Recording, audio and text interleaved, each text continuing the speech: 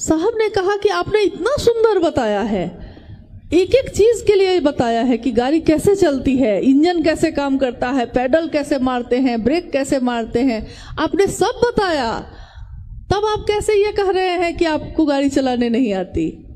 उन्होंने कहा मैं पढ़ाता हूँ लेकिन चलाता नहीं हूँ।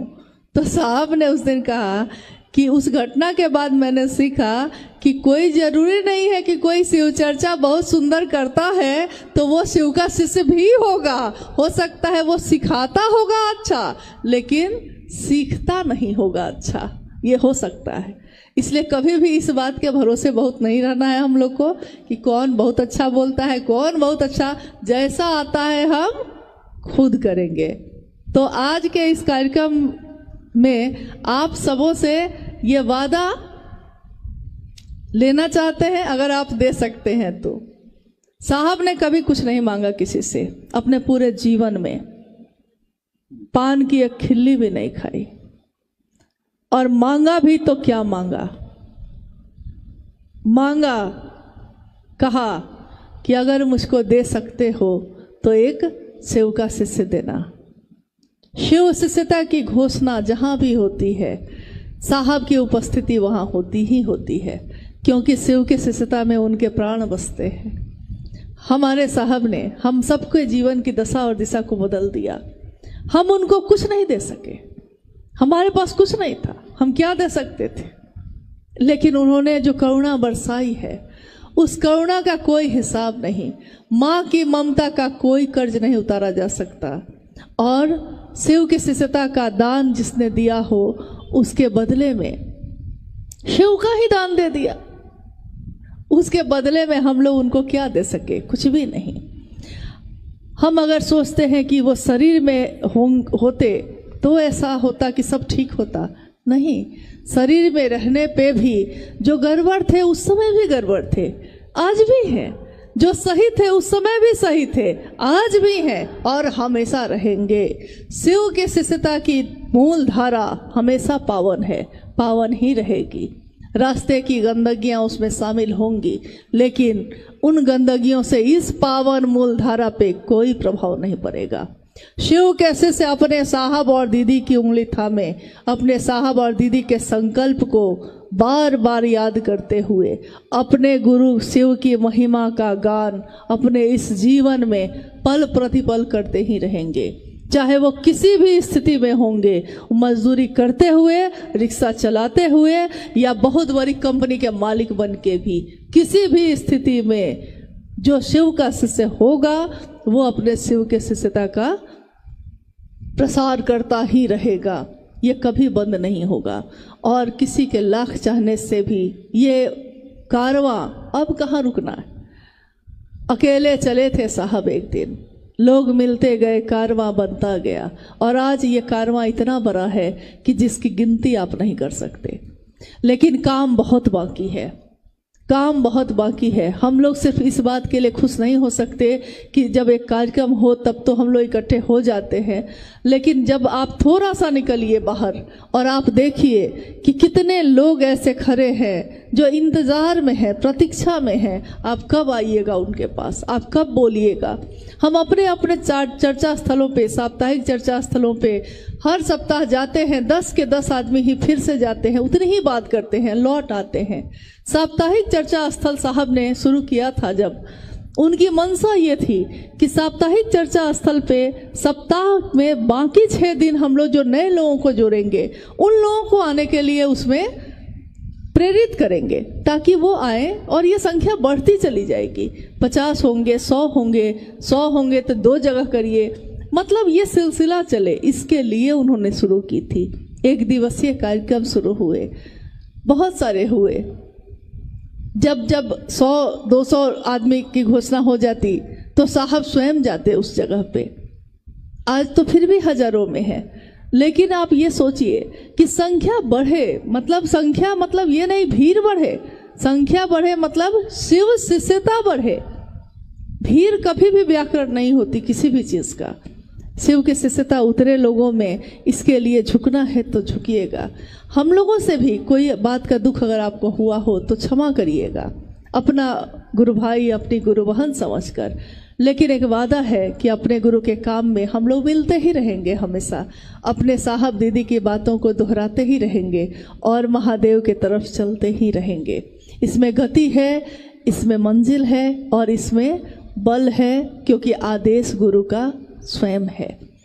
तो आज के इस कार्यक्रम से अब हम लोग भी विदा ले रहे हैं और अभी के लिए विदा मतलब अलविदा नहीं कह रहे हैं, विदा कह रहे हैं। अभी के लिए फिर मिलना होगा, नहीं जानते कि कब होगा, लेकिन अगर नहीं भी हुआ तो एक स्मृति, एक क्षण जो हमने आपने आज इस समय में गुजारे हैं, ये हृदय में सुरक्षित रहे, मेरे महादेव के बात के लिए रहे, इतना काफ़ी है। हम लोग अपने गुरु के राह में बढ़ते रहें, साहब दीदी के संकल्प को पूरा करते रहें। दुनिया शिवमय हो, हर जगह पे जगह जगह महादेव कोई बोल रहा हो और शिव का शिष्य बन रहा हो, यह दृश्य हमारी आंखों के सामने घटता रहे, हम भी उसके भागीदार बने रहे और साहब और दीदी उसके साक्षी बने रहे, शिव के गुरु स्वरूप की उपस्थिति उसमें मौजूद रहे।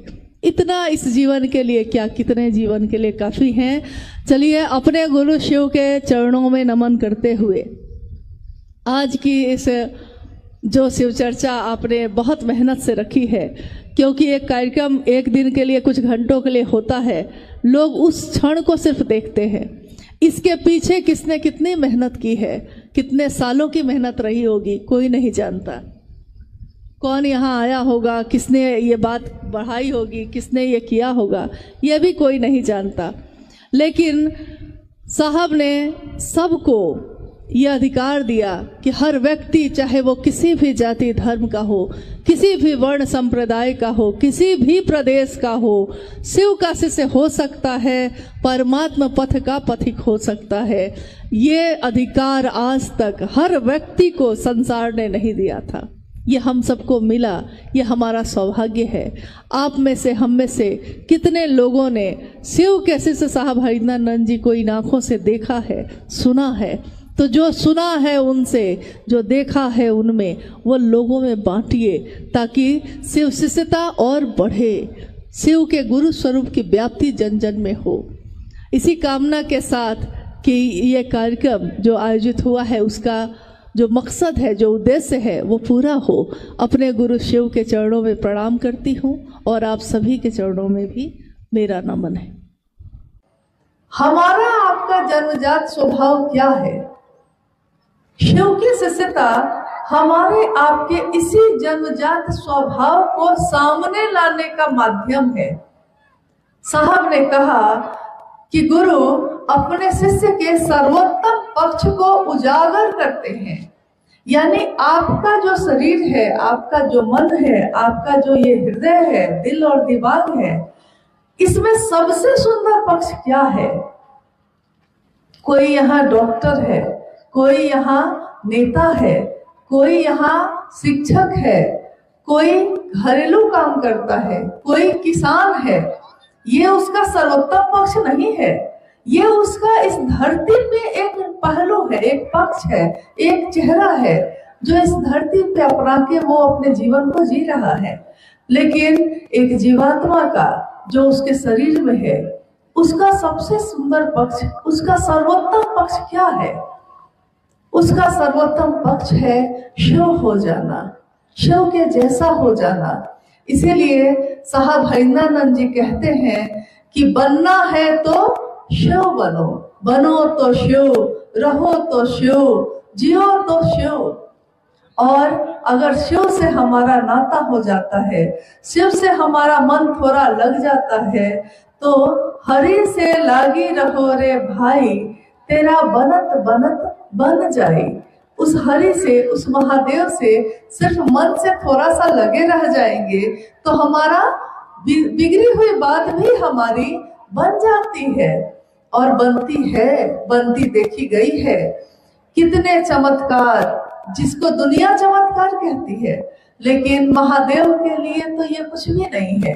जैसे ही हमारा मन महादेव से थोड़ा नजदीक होता है, हमारे शरीर के कष्ट, हमारे मन के कष्ट, इस दुनिया के कष्ट, सब के सब अपने आप तिरोहित होने लगते हैं, खत्म होने लगते हैं।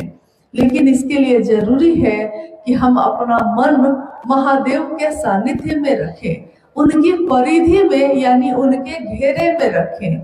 हम इंसान हैं, इंसान का जीवन जब होता है तो बहुत उतार चढ़ाव होते हैं उसमें। सुबह से जग कर जब हम काम करना शुरू करते हैं तो कोई अपने घर का काम करता है, कोई खेतों पे चला जाता है, कोई मजदूरी करता है, कोई अपने जीवन के और कामों का निष्पादन करता है। लेकिन सब कुछ करते हुए भी मेरा मन जिसको प्रेम करता है, मैं जिसको प्रेम करती हूँ, वो मेरे मन को याद रहता है। हम अगर खाना भी पका रहे हैं तो मेरे मन में वो याद है जिसको हम प्रेम करते हैं, जो मेरी याद में रहता है। हम अगर खेत में कुदाल भी चला रहे हैं तो हमको अपना बेटा याद रहता है, हमको अपना परिवार याद रहता है। मूल कारण ये है कि मेरे मन में कौन रहता है। आपने साहब हैदरानंद जी के जीवन के बारे में सुना। वो खुद भी एक गृहस्थ आश्रम में रहे हैं। पटना में जब साहब रह रहे थे, वहां की एक घटना वो हमेशा बताते कि देखिए अपना होने का क्या प्रभाव होता है। वो खुद उस समय ज्वाइंट सेक्रेटरी कैबिनेट में थे और वहाँ एक विश्वेश्वरैया भवन है, उसी में उनका कार्यालय था। तो रोज प्रतिदिन रोज वो सुबह में कार्यालय जाते, 10 से 6 बजे शाम के बाद वो वापस आते। उसके बाद शाम में शिव की चर्चा शुरू होती घर में। तो जगह जगह के लोग आते और रात 9, 10, 11 बजे तक उस समय कम लोग थे तो चर्चाएं होती थी। एक दिन क्या हुआ कि जब वो कार्यालय जा रहे थे तो मां नीलम जो उनकी पत्नी है, अर्धांगिनी है, मां नीलम आनंद ने उनसे कहा कि सब्जी आती है बाजार में तो कटहल एक सब्जी है। तो मां नीलम आनंद जी ने कहा कि आप कार्यालय जा रहे हैं, घर में कुछ है नहीं, तो कटहल अगर होगा, बाजार में आया होगा तो लेते आइएगा। साहब ने बताया कि क्या बताऊं, उस दिन मेरे मन का हाल हुआ। मैं ऑफिस के लिए निकला लेकिन मेरे मन में कटहल ही घूमता रहा। ऑफिस पहुंचने के बाद मैंने चपरासी को बुलाया और कहा कि बाजार में जाकर देखो तो कटहल आ गया है। वो लौट के आया और उसने कहा कि अभी सब्जी का बाजार नहीं लगा है। फिर मैं अपने काम में व्यस्त हो गया। साहब ने कहा कि मैं अपने काम में व्यस्त हो गया। फिर थोड़ी देर कटहल फिर मैंने भेजा। करते करते ऐसा हो गया कि शाम में आखिर मैंने कटहल खरीद के मंगा ही लिया, जिप्सी में रखवा लिया और लेकर घर जाकर नीलम को देकर कहा, ये लो तुम्हारा कटहल। तो साहब ने कहा कि वो कटहल मेरे मन में नहीं घूम रहा था, क्योंकि नीलम ने कहा था जिससे मेरा मन प्रेम करता है उसने क्या चाहा है, उसने कहा था, इसलिए वो कटहल मेरे मन में घूमता रहा। देखिए, जबकि पूरे दिन वो ऑफिस का काम कर रहे थे, लेकिन मन का घेरा, मन उनकी पत्नी नीलम जी ने जो कहा है उसी घेरे में वो घूमते रहे। उन्होंने कहा कि एक दिन मैंने पान खाना शुरू किया था। मैं पहले पान नहीं खाता था। आप ही के छत्तीसगढ़ से नजदीक में झारखंड राज्य है।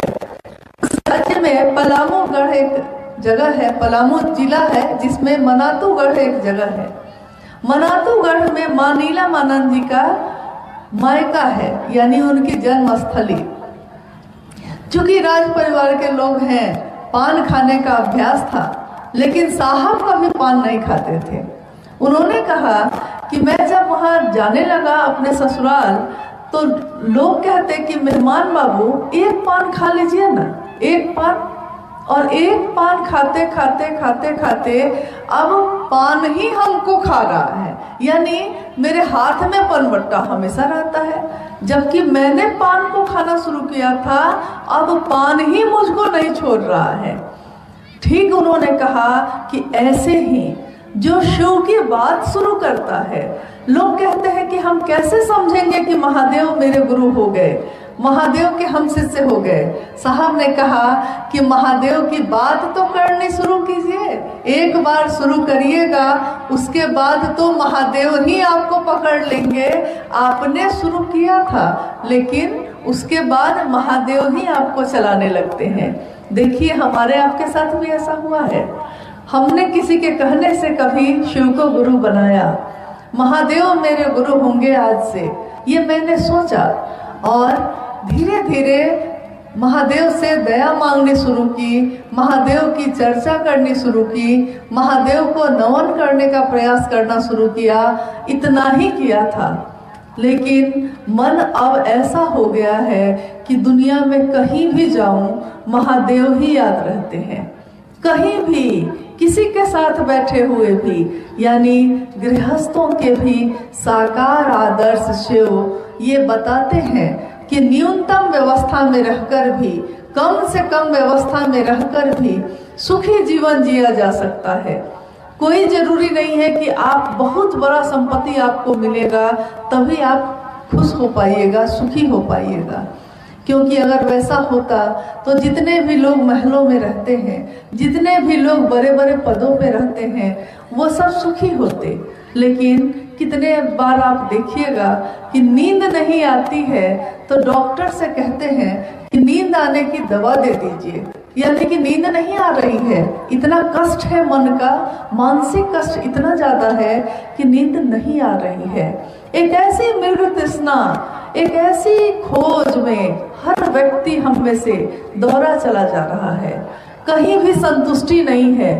मृग तृष्णा कहते हैं, आप जंगल के रहने वाले लोग हैं, आपने हिरन देखा होगा, कहीं ना कहीं तो देखा होगा हिरन, मोर, हिरन, ये सब तो देखा ही होगा। हिरन के नाभि में कस्तूरी होता है, उसमें से सुगंध निकलती है, लेकिन वो सुगंध इतनी अच्छी होती है, इतनी बढ़िया होती है कि वो हिरन उसको खोजता रहता है पूरे जंगल में, कहाँ से गंध आ रही है। वो हिरन खोजता रहता है जंगल में घूम घूम कर कि ये कस्तूरी की गंध आ कहाँ से रही है उसकी नाभि में ही, लेकिन उसको पता नहीं है। तो उस महादेव को जो हम मंदिरों में ढूंढते हैं, बाजारों में जाते हैं, तस्वीरों में ढूंढते हैं, शिवलिंग में ढूंढते हैं, है वो हर जगह, कण कण में है, लेकिन सबसे पहले तो हमारे आपके हृदय में ही है, हमारे आपके मन में ही है। लेकिन वहाँ पे हम अपने महादेव को कभी नहीं ढूंढते। और वो महादेव अगर गुरु भी हो जाए तो इससे सुंदर बात तो जीवन में और कुछ भी नहीं हो सकती। क्योंकि जीवन में हमने बहुत कुछ चाहा है, लेकिन हमको नहीं मिला। हमने अच्छा से अच्छा चाहा, नहीं मिला। हमने हमेशा सुखी होना चाहा, दुख ही दुख मिलते रहे।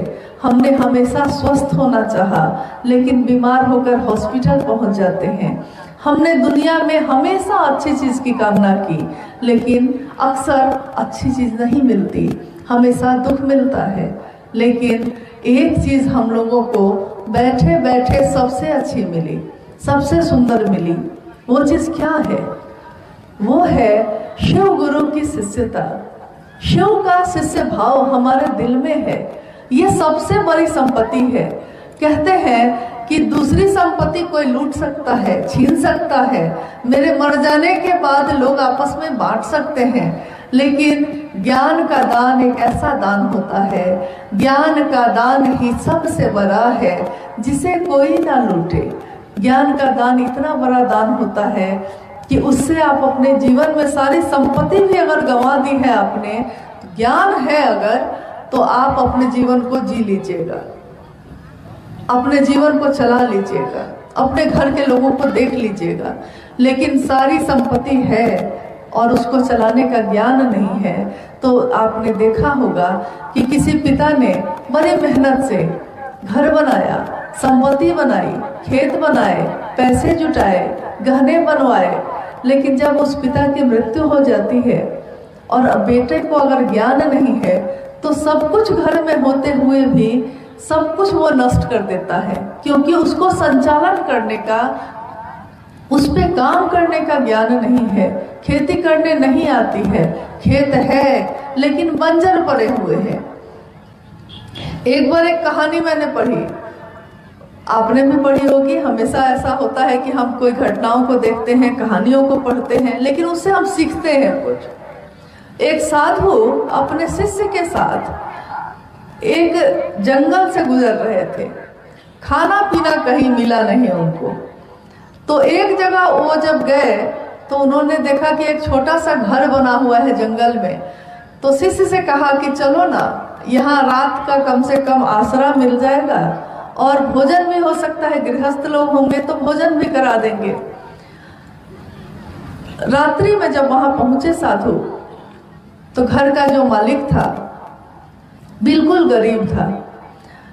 साधु ने कहा कि हम लोग रास्ता भटक गए हैं और रात हो गई है, रहने की जगह मिलेगी? उसने सहर्ष रहने की जगह भी दी और जो उसके पास भोजन था बनाया भी, खिलाया भी। साधु ने पूछा, क्या आपके पास कोई संपत्ति नहीं है? तो उस घर के मालिक ने, जो झोपड़ी थी छोटी सी, उसके मालिक ने कहा कि नहीं, जमीन तो बहुत है मेरे पास, लेकिन उसको ना कभी हम जमीन पे खेती करना सीखे नहीं। जमीन होते हुए भी मेरे घर में बहुत गरीबी है। तो साधु ने पूछा कि तो काम कैसे चलता है? तो उस व्यक्ति ने कहा कि एक गाय है, एक भैंस है और उसी के दूध से काम चला लेते हैं, थोड़ा बेच देते हैं, थोड़ा रख लेते हैं, काम चल जाता है। साधु ने बार बार समझाने की कोशिश की कि खेती करने का ज्ञान ले लो भाई, इतना खेत है तुम्हारे पास, तब जीवन ऐसे क्यों जी रहे हो? लेकिन वो नहीं समझा। रात हो गई, सब कोई सो गए। सुबह सूर्योदय से पहले ही साधु ने अपने शिष्य को उठाया और कहा कि इसके आंगन में जो भैंस बंधी हुई है, इसको खोलो और लेके चलो। शिष्य को बड़ा आश्चर्य हुआ। उसने कहा कि गुरुजी, आप मुझको चोरी करना सिखा रहे हैं? साधु ने कहा कि अभी तुम इस बात को नहीं समझोगे, लेकिन अभी इस भैंस को खोलो और लेके चलो। लेके चला गया। सुबह हुई तो घर का मालिक जगा, देखा कि साधु भी नहीं है, शिष्य भी नहीं है और मेरी भैंस जो थी वो भी अब गायब है। अब तो बेचारा बड़ा दुखी हुआ। उसने कहा कि साधु को घर में खिलाया, मेरी भैंस ही लेके चले गए, अब मैं क्या करूं? अब उसके पास कोई सहारा नहीं था, बस ले देकर वो खेत था।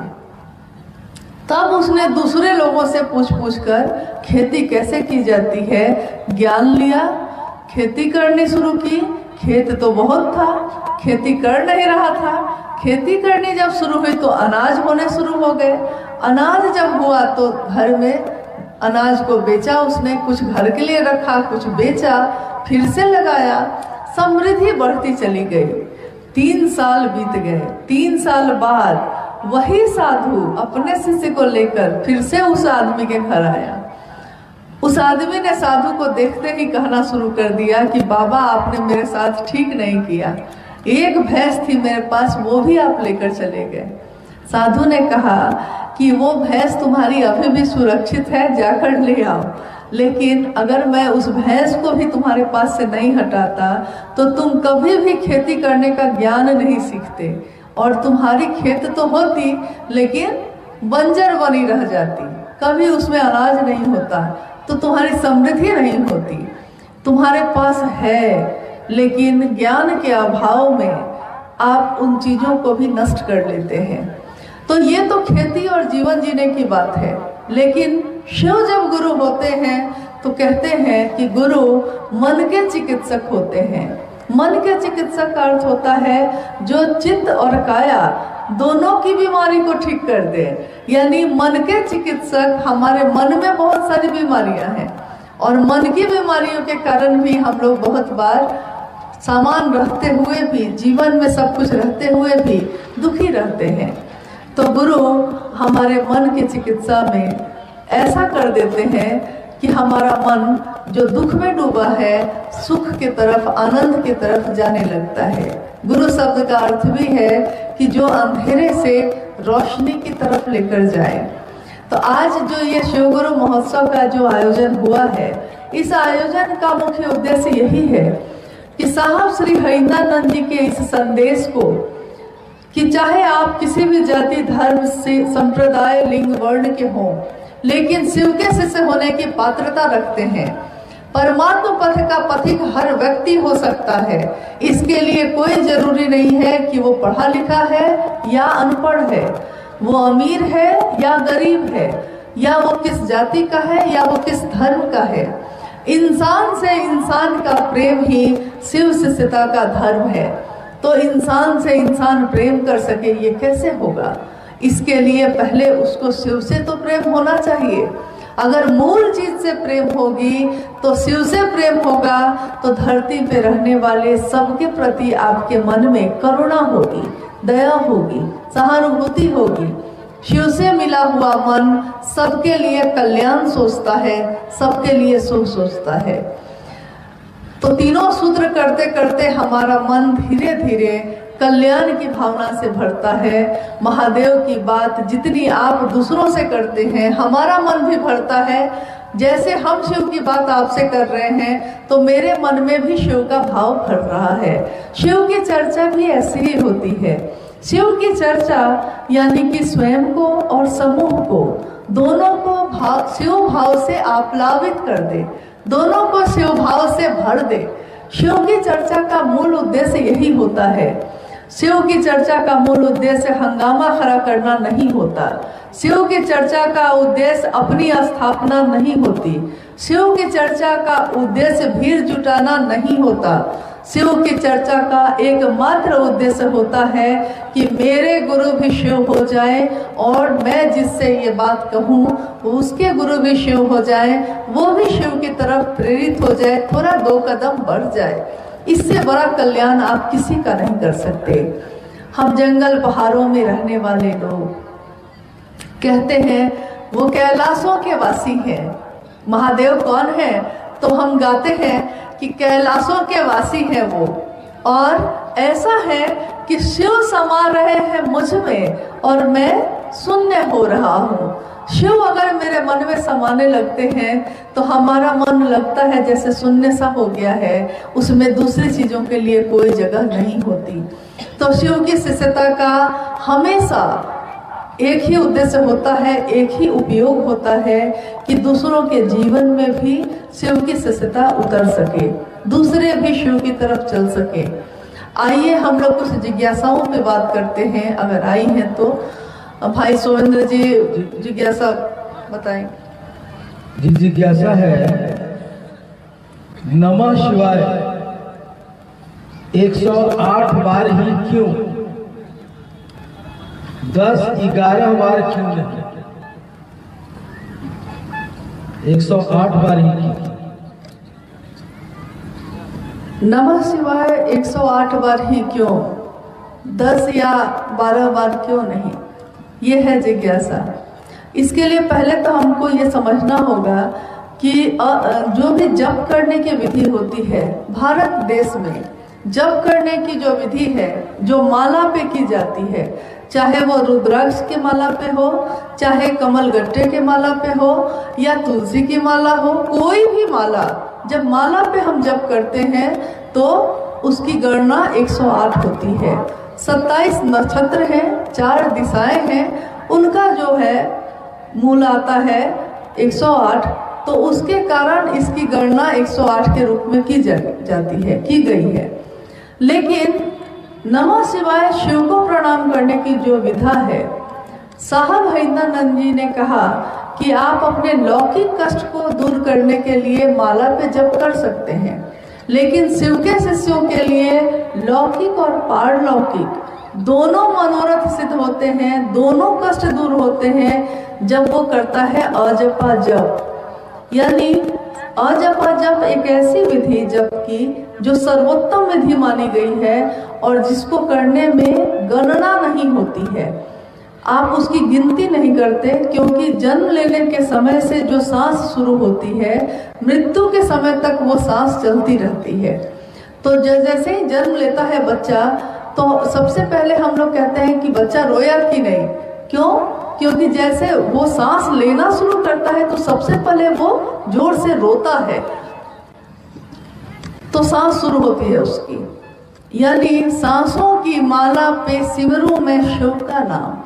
सांस की माला पे मैं अपने शिव का नाम सिमर कर रही हूँ, सिमरन कर रही हूँ, ताकि आने वाले समय में मेरा जीवन हमेशा शिव को प्रणाम करने की दिशा में चले, शिव को प्रणाम करने के भाव में रहे। तो 108 की गणना तो नक्षत्र और ज्योतिषीय है, लेकिन शिव शिष्यों के लिए सर्वोत्तम विधि मानी गई है। अजप अजप, सांस लेते हैं तो नमः, छोड़ते हैं तो शिवाय। यानी नमः और शिवाय का ये जो आना और जाना है सामान्य गति पे, ये सबसे सुंदर तरीका है शिव को प्रणाम करने का, क्योंकि शिव को प्रणाम आप कहीं भी किसी भी अवस्था में कर सकते हैं।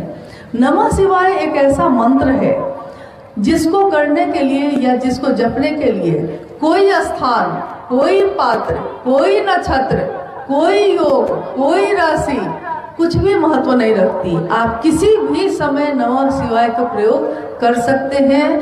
हर वक्त जब भी आप ये करते हैं उसका फलाफल, उसका परिणाम, उसका रिजल्ट एक ही होगा, शिव को प्रणाम करना। तो सबसे सुंदर विधि ये है। तो निवेदन है कि आप माला पे करते हैं तो जरूर करिए, उसको भी 24 घंटे में एक बार तो जरूर करिए। लेकिन इसके साथ साथ जितनी देर भी आपका मन महादेव पे टिकता है उतनी ही देर सही। महादेव पे टिकता है का अर्थ हुआ कि महादेव आपके ध्यान में कैसे हैं, कैसे आते हैं। कोई कहता है मुझको शिवलिंग दिखाई देता है, कोई कहता है मुझको मूर्ति दिखाई देती है, कोई कहता है तस्वीर दिखाई देती है, कोई कहता है शून्य है, कुछ भी नहीं दिखाई देता। चाहे महादेव किसी रूप में आपको मन में स्मरण में आते हैं, मन में याद में आते हैं, लेकिन एक प्रणाम किया हुआ परिणाम बदल देता है बहुत सारे। आपका एक प्रणाम अनेक परिणाम लाते हैं। तो महादेव को किया हुआ एक प्रणाम भी काफ़ी है इस जीवन के लिए। उनको प्रणाम करने की कोशिश करिए। ये कर्म कांड नहीं है, ये कोई काम करने का तरीका नहीं है, ये प्रणाम करने की विधा है। ये कोई काम नहीं है कि हमको ये कर देना है मशीन की तरह। ये हमारे मन में, कहते हैं साहब ने भी कहा है कि शिव को प्रणाम भाव युक्त मनन है। ये भाव युक्त यानी इस प्रणाम में भाव होना चाहिए। शिव को प्रणाम करने का मनन यानी मन जिसको बार बार दोहराए, मन जिसको दोहराता जाए, ऐसा प्रणाम। शिव को प्रणाम हो जाए, एक प्रणाम हो जाए तो इस जीवन की नैया तो ऐसे ही पार हो जाएगी। आइए और कोई। दूसरी जिज्ञासा है, क्या शिव प्रथम गुरु है और भगवान शिव को ही क्यों गुरु बनाया? क्या शिव प्रथम गुरु है और भगवान शिव को ही गुरु क्यों बनाया गया? तो प्रथम गुरु यानी जहाँ से गुरु परंपरा शुरू होती है। तो जब हम अपने इतिहास पर दृष्टि डालते हैं या हमारे समाज में, दुनिया में जब ऋषि मुनि आए या ऐसे शास्त्र लिखे गए जिससे हम अपने इतिहास की एक झलक पाते हैं, उसमें लिखा है कि शिव आदि गुरु हैं। आदि गुरु का अर्थ ही होता है जहाँ से प्रारंभ हो, आदि अनंत। आदि जहाँ से शुरू हो और अंत जहाँ या अनंत जो भी हो, अनंत यानी कि चलता ही चला जाए, अंत जहाँ जाके वो समाप्त हो जाए। आदि गुरु यानी शिव प्रथम गुरु कहे गए हैं। और प्रथम शिष्या माँ भगवती को कहा गया है। तो इसका जिक्र शास्त्रों में आया है कि माँ भगवती पूछती हैं महादेव से, ओ लॉर्ड व्हाट इज तंत्र? हे महादेव, हे शिव, तंत्र क्या है? एक शिष्या के रूप में वो शिव से गुरु मानकर पूछ रही हैं। गुरु के रूप में शिव उत्तर दे रहे हैं कि तंत्र is nothing but love and surrender. तंत्र और कुछ भी नहीं है प्रेम और समर्पण के सिवा। प्रेम और समर्पण, बस यही है तंत्र। तो ये दृष्टांत दिखाता है कि आदि गुरु शिव स्वयं है और प्रथम शिष्या माँ भवानी को कहा गया, शिव की शक्ति को कहा गया। क्योंकि जैसे ही दुनिया बनी, शिव ने इच्छा की है दुनिया बनी। जैसे ही ये सृष्टि सृष्ट हुई, ये सृष्टि जो सृष्ट हुई है, बनी है, इस सृष्टि को चलाने के लिए ताकत, ऊर्जा की जरूरत है, शक्ति की जरूरत है। तो शक्ति की इच्छा में ही, शिव की इच्छा में ही वो शक्ति प्रकट होती है और उसी को हम कहते हैं माँ भवानी है, वो शिव की ही शक्ति। तो शिव प्रथम गुरु कहे गए और माँ भवानी प्रथम शिव की शिष्या कही गई है।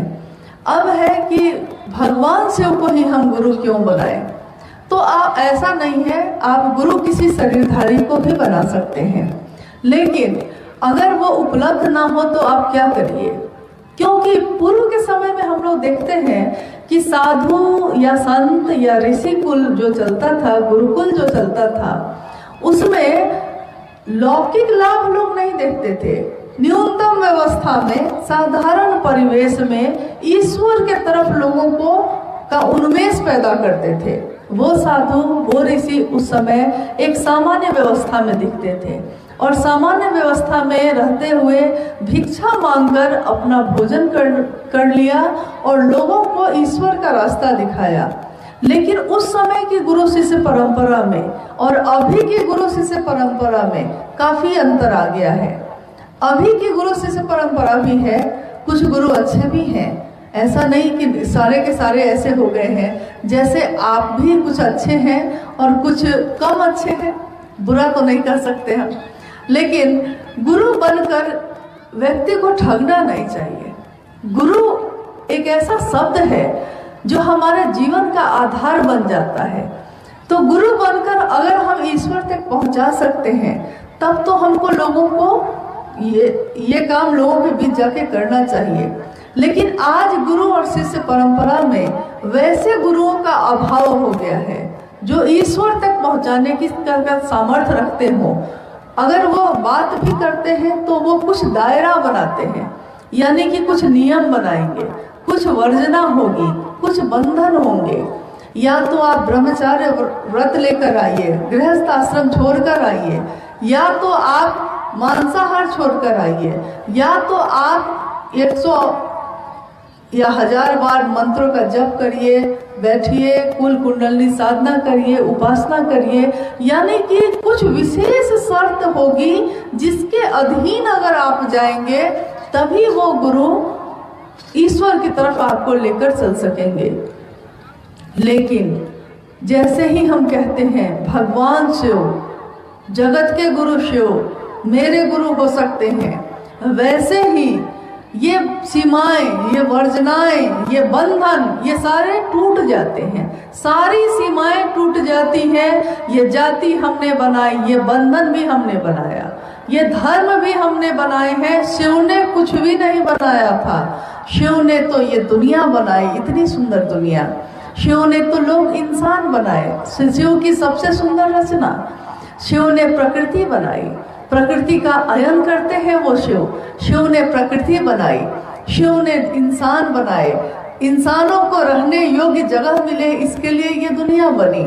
इसमें हवा है, इसमें अग्नि है, इसमें जल है पानी पीने के लिए, इसमें ये मिट्टी है जीवन जीने के लिए, इसमें ये आकाश है जिससे बादल और बारिश होती है, जीवन बढ़ता है, उर्वरक होता है, उन्नयन होता है। ये सारी चीजें उन्होंने बनाई। लेकिन शिव ने भेद नहीं किया। शिव ने कभी नहीं कहा कि तुम विशेष हो और दूसरे विशेष नहीं हैं। आपने गौर किया है, शिव के गण तो शिव के लोग होते हैं, शिव के गणों से ही उनका श्रृंगार होता है, उनका आभूषण है शिव के गण, शिव के लोग होते हैं, शिव के दास दासी नहीं होते। शिव ऐश्वर्य भाव देते हैं, यानी कुछ भी नहीं है आपके पास, लेकिन महादेव, दुनिया जो कहती है वो चीज नहीं है आपके पास, लेकिन महादेव है मेरे साथ तो मेरा मिजाज बना हुआ है कि चलो ना, कोई नहीं है, कोई नहीं है साथ में तो कोई बात नहीं, मेरे महादेव है ना मेरे साथ। किसी ने साथ नहीं दिया तो कोई बात नहीं, मेरा महादेव है ना मेरे साथ। ये बल, ये आत्मबल जो छिन्न हो गया था, शिव की शिष्यता से फिर से हम लोगों के दिलों में उतर गई। भगवान शिव, वो भगवान है, भगवान के रूप में वो हमारी मनोकामना पूरी करते हैं।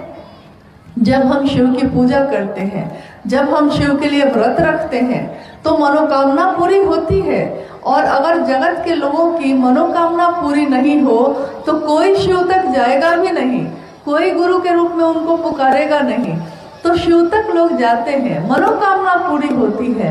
ईश्वर के रूप में महादेव जो आप मांगिए दे देते हैं, लेकिन गुरु के रूप में महादेव जो आप मांगिए सो न देंगे, वो देंगे जो मेरे लिए सही होगा, अच्छा होगा। जैसे रावण और राम की कहानी हम सुनते हैं। रावण सबसे बड़ा भक्त था शिव का, तीनों लोगों का पति, यहाँ तक कि सोने की लंका भी शिव ने उसको दे दी। तो सोने की लंका का पति, तीनों लोगों का पति, मतलब इतनी ताकत, इतनी शक्ति, इतनी भक्ति कि महादेव की भक्ति की तो महादेव ने वरदान ही दे दिया, 10 सिर जिसके। लेकिन इन सारी चीजों को लेने में एक ही चीज उससे भूल हो गई, एक चीज की चूक हो गई। सब कुछ तो मांगा महादेव से, इन चीजों को चलाने का ज्ञान नहीं मांगा। ज्ञान नहीं था तो नतीजा क्या हुआ दुनिया जानती है। ज्ञान के अभाव में हमेशा विध्वंस ही होगा, विनाश ही होगा। मोटरसाइकिल खरीद ली है हम लोगों ने, लेकिन मोटरसाइकिल चलाने नहीं आती है। बेटा अभी थोड़ा थोड़ा बड़ा हुआ है और कहता है कि मोटरसाइकिल चलाना ही है हमको, उसने सीखा नहीं है, मोटरसाइकिल खरीदकर आपने दे दिया है। क्या नतीजा होता है? सीखा नहीं है और आपने मोटरसाइकिल खरीद के दे दिया, कहीं भी जाकर उसकी दुर्घटना हो जाती है, कहीं जाकर वो मोटरसाइकिल टकरा जाता है। मतलब कि चलाने का ज्ञान नहीं सीखा तो सामान है आपके पास, लेकिन उसको चलाने नहीं आता तो विध्वंसकारी वो हो जाती है। हमारे घरों में अब पता नहीं आप खाना किस पे बनाते हैं, लकड़ी के चूल्हा पे बनाते हैं या गैस के चूल्हे पे? लकड़ी के चूल्हे पे खाना बनाते हैं आप लोग? बनाते हैं। और गैस के चूल्हे पे सारे लोग बनाते हैं। लेकिन जब शुरू में गैस का चूल्हा आया था और लकड़ी के चूल्हे पे खाना बनाने का अभ्यास था हम लोग को, और शुरू में गैस का चूल्हा जब आया था, पहली बार जब घर में आया होगा तो किसी को चलाने आता था? और अगर हमको नहीं चलाने आता और उसको खोल देते और ऐसे ही छोड़ देते तो क्या होता? और आकर उधर से कोई माचिस जलाता तो क्या होता?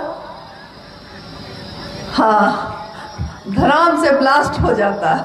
क्योंकि हमने गैस का चूल्हा को खरीद लिया, लेकिन गैस कैसे हम घुमाएंगे, कैसे उसमें आग लगाएंगे और कैसे फिर से बंद करेंगे, अगर ये ज्ञान नहीं है तो मेरे लिए वो विध्वंसकारी ही होगी।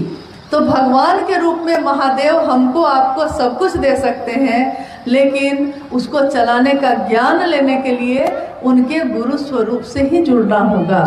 गुरु ही सिखाते हैं जीवन जीने की कला। जीवन सबको मिलता है, लेकिन जीता कोई कोई है। कितने लोगों को आपने जीते देखा है? कितने लोग आपके जीवन में ऐसे हैं जो खराब से खराब परिस्थिति में भी हंसते हुए मिलते हैं आपको? बहुत कम लोग। आप अपने जीवन में चारों तरफ देखिए, जिससे मिलिएगा उसके पास कोई ना कोई दुख है, कोई ना कोई दुखड़ा लेकर वो बैठा है। आप सोचिएगा वो सुखी होगा, लेकिन वो सोच रहा है कि आप सुखी हैं। न वो सुखी है न आप सुखी हैं, यानी दोनों के दोनों दुखी हैं। जीवन जीने की कला महादेव जब सिखा देते हैं तो वो सिखाते हैं गुरु के रूप में, शिष्य को सिखाते हैं कि इन चीजों में कुछ रखा उखा नहीं है। 70-80 साल का जीवन है आपका, इससे ज्यादा कितना होगा? 30 साल, 40 साल, 50 साल तो हम लोग बिता भी चुके। कितने लोग तो 70 साल भी बिता चुके। कभी भी अब जा सकते हैं, यानी जहां से आए हैं वहां जाना ही होगा। तो 70-80 साल के जीवन में तो इतनी योजना बनाई है हमने कि हम सोचते हैं कि हमको वापस जाना ही नहीं है। लेकिन हमारे सोचने से क्या होता है? हमारे अपने हमारी आंखों के सामने कभी भी चले जाते हैं। तो हम भी चले जाएंगे कभी, अपनों की आंखों के सामने मैं भी चली जाऊंगी, आप भी चले जाएंगे कभी। लेकिन हमारे आपके अंदर जो जीवात्मा है, वो जीवात्मा जो निकल जाए तो शरीर की मौत हो जाती है और आ जाए तो शरीर जीवित हो जाता है। उस जीवात्मा की यात्रा, उसका जीवन 70-80 साल का नहीं होता है, उसका हजारों साल का होता है। हजारों साल कितने कपड़े बदलते हैं वो। कपड़े मतलब कितने शरीर, कब किस योनि में आए, कब किस शरीर में आए, कोई नहीं जानता।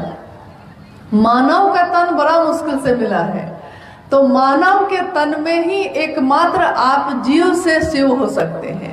एक संभावना है, बिया के रूप में है, लेकिन इसमें बिया को रोप दिया जाए जमीन पे तो ये बिया बहुत बड़ा पेड़ बन सकता है। संभावना है, ये संभावना है मात्र, और कुछ नहीं। हमारे आपके मन में भी शिव के नाम का बिया है, शिव के प्रेम का बिया है। संभावना है कि इस बिया को अगर इन तीनों सूत्रों से आप सींच दीजिए, शिव से मन ही मन दया मांगना, हे शिव आप मेरे गुरु हैं, मैं आपका शिष्य हूँ, मुझ शिष्य पर दया करिए। शिव की चर्चा करना यानी शिव की बात दूसरों से करना, ताकि मेरा मन भी याद रखे कि शिव मेरे गुरु हैं। शिव को भाव नमन करना, भाव युक्त मनन करना, ये तीनों चीजों से अगर हम इस प्रेम के बीए को सींच देते हैं तो इसी बीए में जो बेकार पड़ा था और 70 साल 80 साल का जीवन ऐसे चला गया, वही प्रेम का पौधा पल्लवित होता है, पुष्पित होता है, सुगंधित होता है। तब आपसे कोई मिलता है तो उसको शिव की याद आती है। कोई आपसे मिले उसको महादेव की याद आए, कोई आपसे बात कर ले तो उसको महादेव की याद आए, और वो महादेव को भूल नहीं पाए। कौन है ये महादेव? क्या वो जो मूर्तियों में दिख रहे हैं? क्या वो जो तस्वीर में दिखते हैं? इस महादेव का एहसास करने के लिए मन से ही मिलना होगा उनसे, क्योंकि प्रतीक तो है, इनको भी नमन है, इनकी भी पूजा है, लेकिन मन को अपने महादेव से मिलने के लिए तीनों सूत्रों का सहारा लेना होगा। तो भगवान शिव को अपना गुरु बनाना एकमात्र उपाय है हम मानव के लिए। अब कोई ऐसा गुरु नहीं बचा जो शिव से मिलवा सके। अब स्वयं शिव को ही आना पड़ेगा, आना पड़ा है खुद से खुद को मिलाने के लिए। और इसके लिए उन्होंने सहारा लिया किसका? शिव के शिष्य साहब हरिंदरानंद जी का, जिसका सहारा लेकर आज हम भी अपनी बात कह रहे हैं। ये मेरी बात नहीं है, ये आपकी बात नहीं है। ये मंच भी जो बना है ये शिव गुरु का मंच है। इस मंच से कोई प्रवचन नहीं होता, कोई सत्संग नहीं होता, कोई बहुत बड़ा विद्वान यहाँ नहीं आया है। यहाँ सब शिव के शिष्य हैं, शिव की चर्चा करते हैं, शिव की बात करते हैं। हमको कुछ भी नहीं आता, लेकिन एक चीज आती है, यही कि बस एक बात नहीं भूली। एक बात जो है वो मैं नहीं भूली कि महादेव मुझको आपसे प्रेम है, महादेव आप मेरे गुरु हैं, मैं आपका शिष्य हूँ। ये बात नहीं भूली। भूल गया सब कुछ, याद नहीं अब कुछ। सब कुछ भूल जाने के बाद भी महादेव याद रह जाए तो फिर इससे सुंदर जीवन और कुछ भी नहीं हो सकता। और कुछ है? एक अंतिम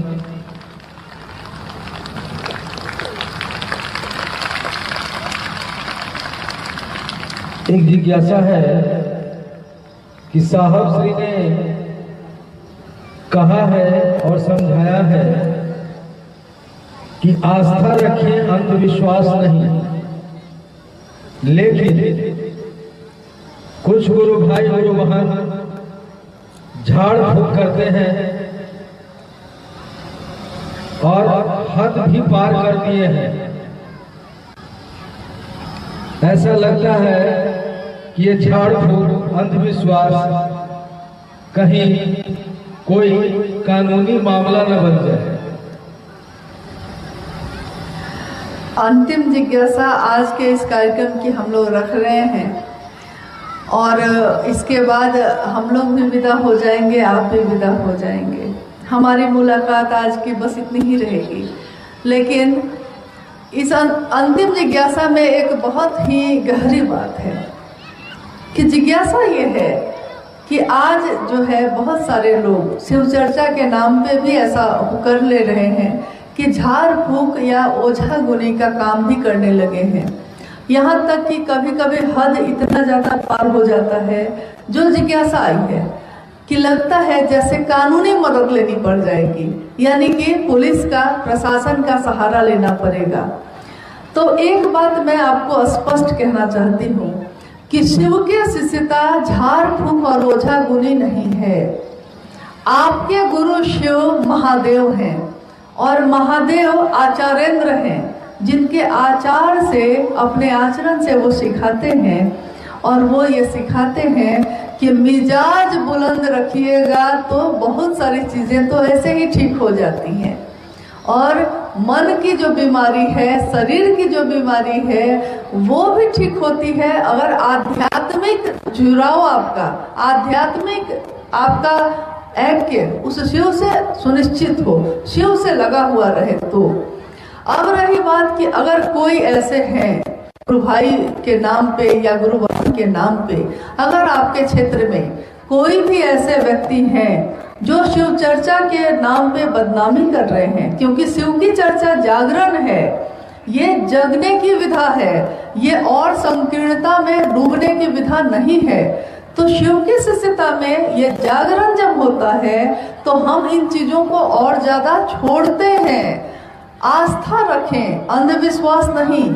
आस्था बहुत अच्छी चीज है। आस्था यानी किसी एक के लिए एक ऐसा भाव जिसमें हम डूब जाते हैं और जिसमें हमारा मन आह्लादित होता है, आनंद में भर जाता है। शिव के लिए आस्था रखना है, लेकिन अगर उनके नाम पे कोई हमको बरगलाता है, भुलावा देता है, तो अंधविश्वास में आप बिल्कुल नहीं आइए, क्योंकि शिव चर्चा में इन चीज़ों का कोई स्थान नहीं है।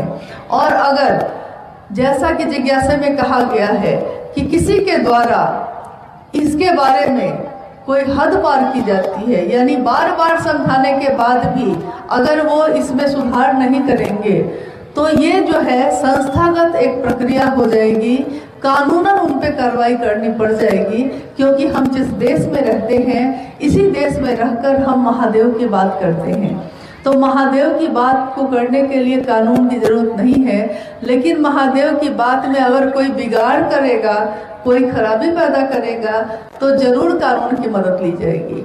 और वैसे लोगों पे अगर कोई आपके बीच ऐसा है, तो उसको अंतिम बार सावधान कर दीजिए कि भाई आप शिव चर्चा के नाम पे ऐसा मत करिए, क्योंकि अब भी अगर आपने इसको नहीं छोड़ा तो हाँ, प्रशासन की मदद ली जाएगी। मदद इसके लिए ली जाएगी ताकि वो व्यक्ति कम से कम शिव चर्चाओं का दुरुपयोग नहीं कर सके। शिव चर्चा का उपयोग लोगों के जागरण के लिए करना है, उनको और ज्यादा अंधविश्वास में डालने के लिए नहीं करना है। और अंधविश्वास हमेशा विध्वंसकारी होती है, विनाशकारी होती है, लेकिन शिव की शिष्यता तो हमेशा शुभ और कल्याण की कामना करती है।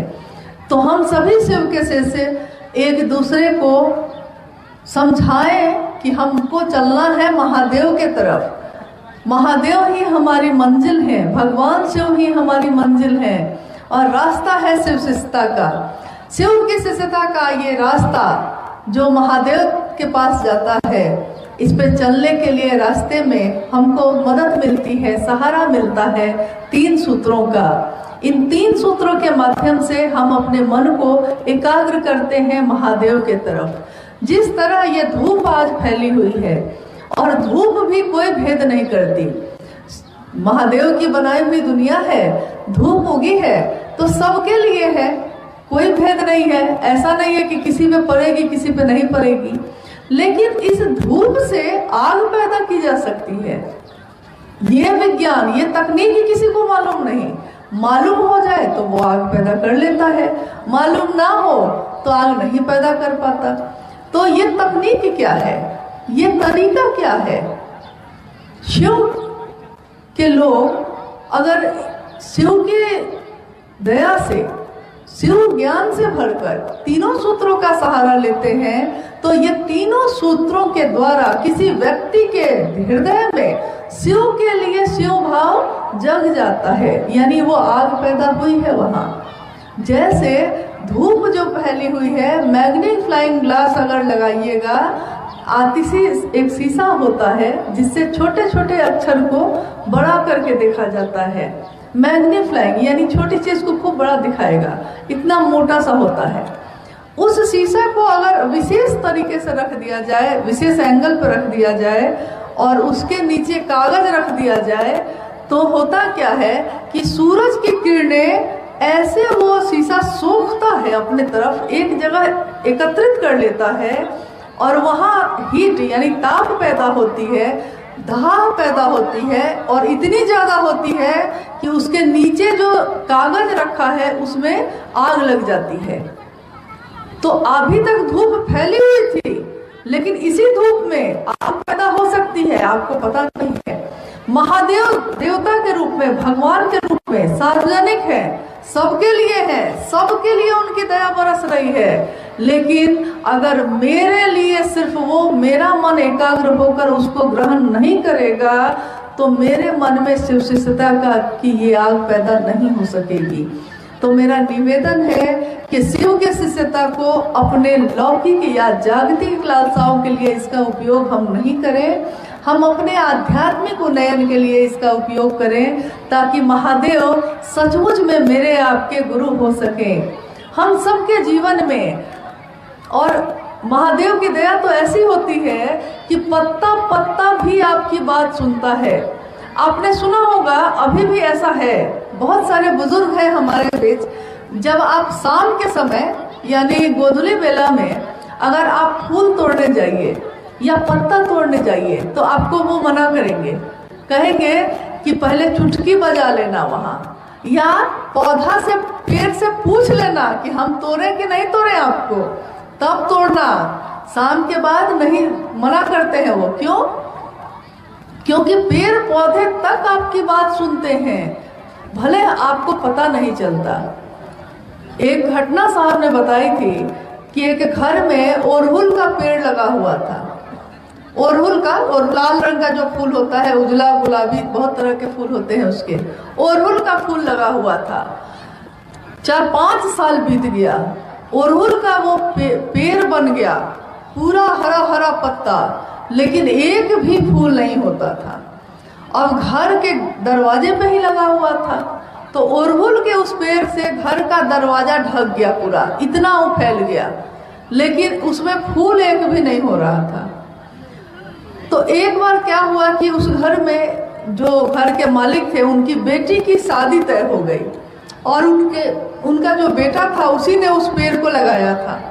बेटी की शादी तय हुई, बारात आने वाली थी, तो पिता ने अपने बेटा से कहा, ए बेटा, 4 साल से ऊपर हो गया ये पेड़ को लगाए हुए, केवल पत्ता है, एक भी फूल नहीं होता है, इसको काट के हटा ही दो। बेटा सुन के, पिता बोले हैं, क्या करेगा? बेटा सुन के बोला कि ठीक है पिताजी, आप कहते हैं तो काट देंगे, लेकिन अभी तो बारात आने में 4 दिन बाकी है ना। मोह, देखिए उसको मोह है, उस पौधे से प्रेम है, उसने लगाया है उसको, उसके सामने वो पौधा बड़ा हुआ है, उसमें हरे हरे पत्ते आए हैं, तो मोह है। तो वो कहता है कि जब काटना ही है तो 3 दिन बाद काटे पिताजी, क्योंकि 4 दिन बाद ना बारात आनी है। तो पिता ने कहा कि ठीक है बेटा, 3 दिन बाद ही सही, काट लेना।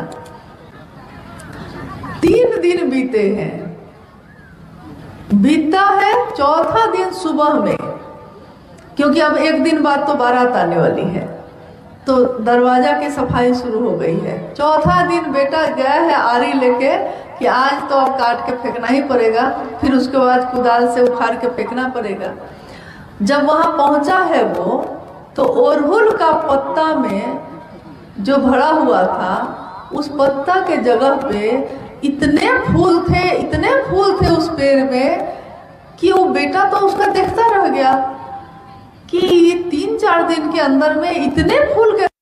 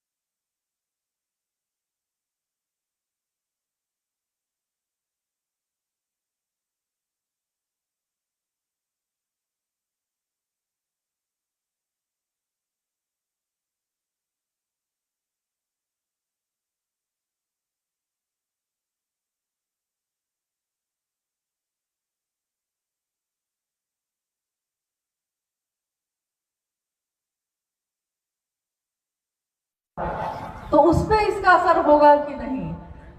करत करत अभ्यास के जरमति होत सुजान। जरमति यानी पत्थर में भी प्राण आ जाते हैं, पत्थर में भी प्राण आते हैं। उसमें भी कभी कभी आपने देखा होगा कि इस पत्थर पे दूब कैसे उगा पता नहीं चला, क्योंकि दूब तो मिट्टी में उगता है, पत्थर पे कब से उगने लगा।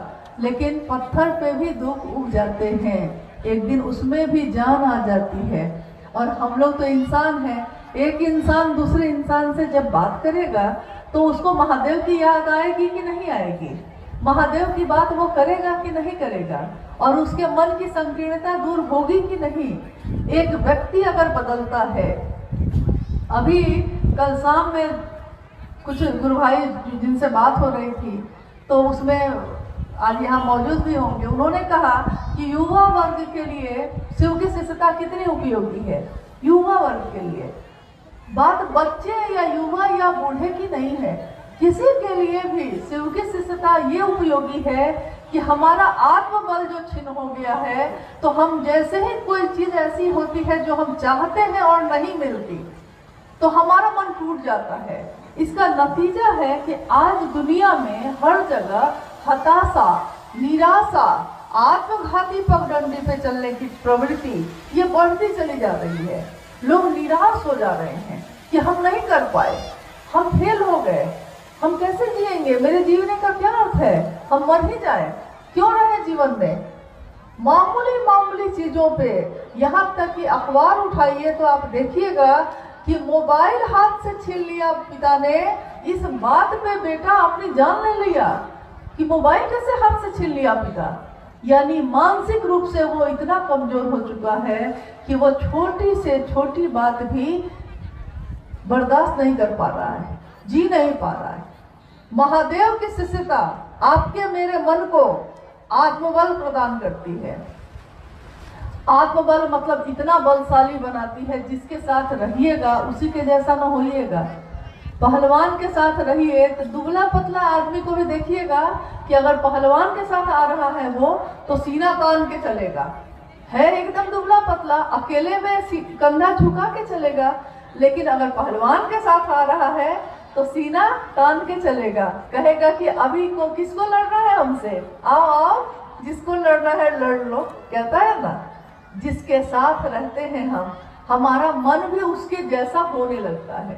महादेव की बात करने वाले लोग आत्मबल के इतने बलशाली होते हैं, इतने बलशाली हो जाते हैं कि जीवन में चाहे कुछ भी हो जाए लेकिन उसके मन पे इन बातों का बहुत असर नहीं होता है। वो कहता है कि ये भी बीत जाएगा, ये भी खत्म हो जाएगा, अरे महादेव की दया बनी रहे तो सब कुछ ठीक हो जाएगा, चलो ना कोई बात नहीं। लेकिन अगर महादेव से दूर है तो आत्मबल छीन हो रहा है। नतीजा आज आप देख रहे हैं। तो एक व्यक्ति में जब परिवर्तन होता है तो परिवार में परिवर्तन होता है, परिवार में जब परिवर्तन होता है तो समाज में परिवर्तन होता है, और समाज में जब परिवर्तन होता है तो पूरी दुनिया में परिवर्तन होता है। और साहब हरिंद्रानंद जी का ये संदेश कि शिव मेरे गुरु हैं, आपके भी हो सकते हैं, इस संदेश के लिए बस यही पंक्ति कही जा सकती है कि वो जो इस दुनिया में आए हैं अच्छे बुरे की समझ देकर जाऊंगा। वो कहते हैं कि अच्छे बुरे की समझ देके जाऊंगा, दूसरों को परखने की नजर देके जाऊंगा। यारों, मैं इस जमाने का संग तराश हूँ, पत्थरों को भी बोलने का हुनर देकर जाऊंगा। पत्थरों को भी, यानी जमाने का संग तराश का क्या मतलब हुआ? अभी मैंने कहा व्यक्ति बदलता है तो परिवार बदलता है।